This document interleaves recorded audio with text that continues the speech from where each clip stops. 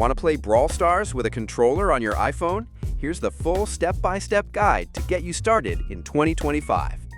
First, grab a Bluetooth controller that's compatible with iOS, like a PS4 DualShock, Xbox One, or any MFI-certified controller, made for iPhone. Now, open your iPhone and go to Settings, Bluetooth. Make sure Bluetooth is turned on, then press the pairing button on your controller. For PS4, hold Share plus PS. For Xbox, hold the pairing button on top. Your controller should appear under Other Devices. Tap it to connect. Once it says Connected, you're good to go. Now, launch Brawl Stars on your iPhone.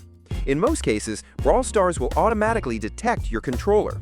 Navigate using the analog sticks or buttons and jump right into a match.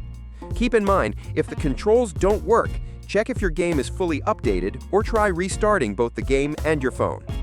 And that's how you play Brawl Stars on iOS with a controller in 2025.